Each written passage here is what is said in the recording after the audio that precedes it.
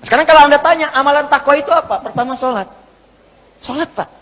Makanya ketika Allah memaksa kita untuk sholat dengan hukum wajib, sebetulnya bukan ingin membebani, Pak. Saya sering sampaikan kalimat ini. Kalau orang paham hikmah sholat, dia akan tunggu dan rindu dengan sholat. Karena tahu setiap menunaikan sholat bukan beban kewajiban, bukan bebannya. Allah nggak butuh dengan ruku Anda. Dan Allah tidak butuh dengan sujud kita. Kita yang butuh dengan sholat kita. Makanya ketika ada orang bertanya, ya Allah kenapa sih mesti sholat?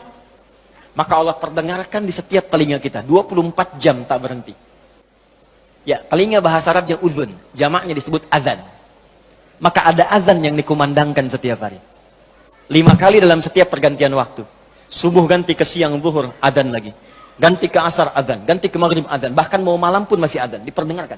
Yang paling dahsyat, azan tidak pernah dalam waktu bersamaan semuka bumi. Selalu ada perbedaan.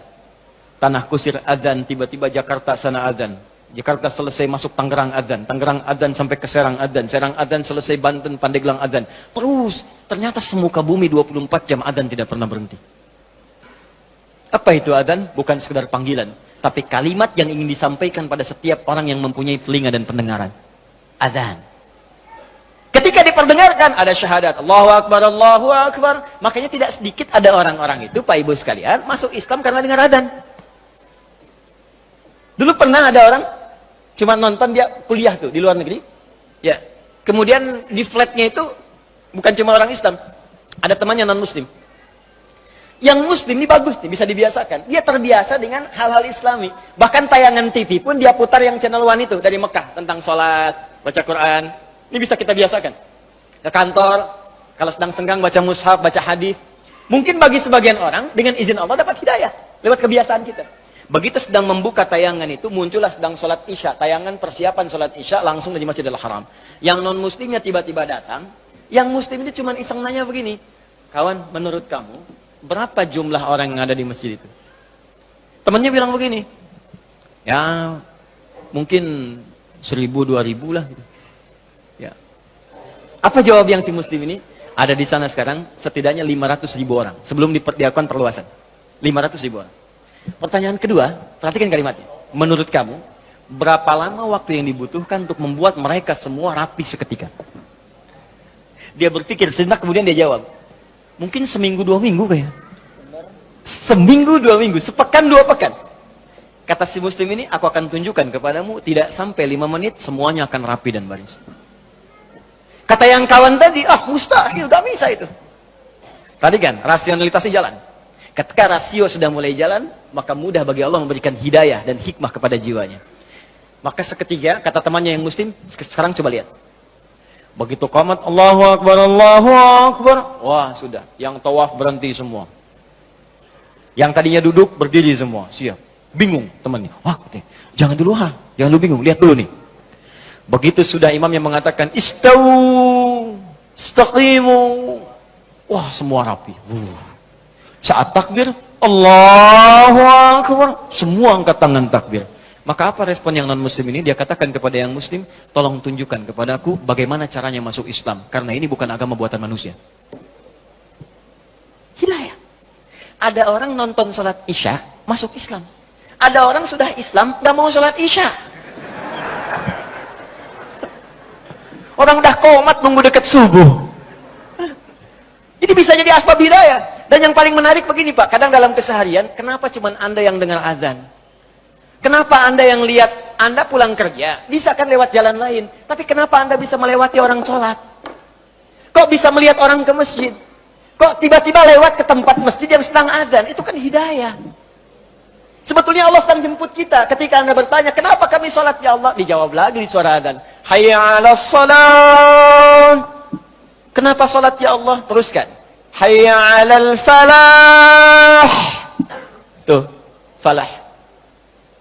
Sukses dan bahagia. Ketika engkau bertanya, kenapa kami mesti sholat? Aku jawab, kata Allah, suara muadzin itu. 24 jam aku perdengarkan padamu. Tanpa putus. Supaya kamu bahagia. Supaya kamu senang. Supaya kamu lancar. Supaya kamu gak punya masalah. 24 jam. Kalau sekali diingatkan, belum sadar, mungkin wajar. 24 jam diingatkan, gak sadar-sadar. Anda manusia bukan. 24 jam.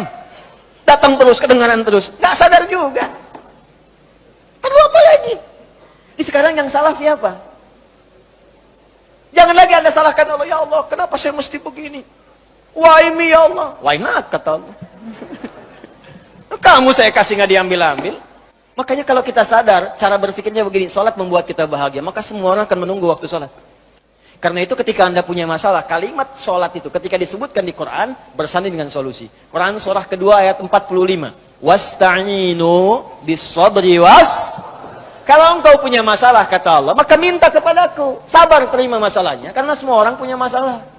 Bukan Anda saja, kata orang, semua orang hidup punya masalah. Perhatikan Quran surah kedua ayat 155. Walanabluwannakum bisyai. Semua orang yang hidup, kata Allah, aku akan uji dengan persoalan. Diuji dengan masalah. Masalah ini aku turunkan, bukan ingin membuat hidupnya bermasalah. Perhatikan bahasa Qurannya. Tapi ingin meningkatkan kualitas hidupnya. Sebab kalau hidup nggak ada ujian, kualitasnya nggak meningkat. Anak SD itu masuk SMP, kalau sudah lewat ujian. Harus diuji, supaya kadar keilmuannya bisa diketahui layak untuk masuk SMP. Kalau nggak ada ujian, nggak ketahuan peningkatan ilmunya. SMP ke SMA ada ujian. Jadi kalau tahap yang sederhana saja ada ujian, apalagi hidup yang begitu kompleks, pasti ada ujian.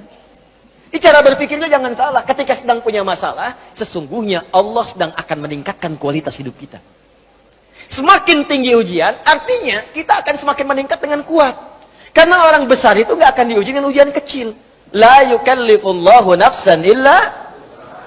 Jadi kalau Anda hadir sekarang di pengajian ini, sedang punya masalah berat rasanya, maka berbahagialah. Artinya, Anda akan diangkat setinggi-tingginya oleh Allah, karena ujian yang diturunkan, ujian yang disetarakan dengan kemampuan Anda.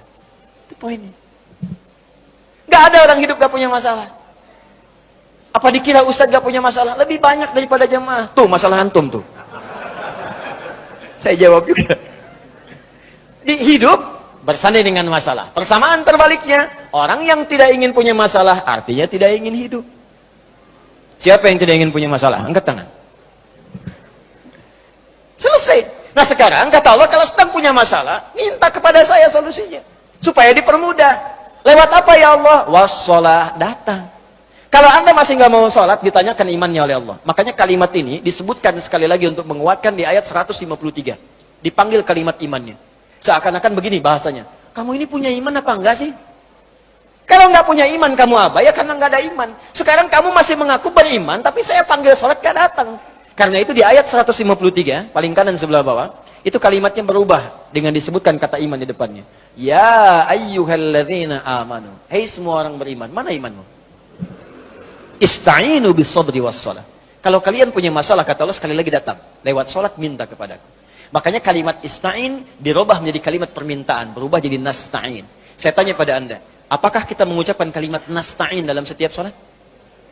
Berapa kali kita ucapkan dalam sehari? 17 kali. Iyyaka na'budu wa iyyaka nas. Hadis kuncinya mengatakan, ketika seorang ibadah benar bacanya, membaca kalimat itu, benar salatnya, sampai di kalimat itu, maka jawaban hadis kuncinya, hadza baini wa baina 'abdi wa li 'abdi ma sa'al. Ini perjanjian antara aku dengan hambaku, maka apapun yang hambaku minta sampai di sini, aku akan kabulkan selama itu dia butuh.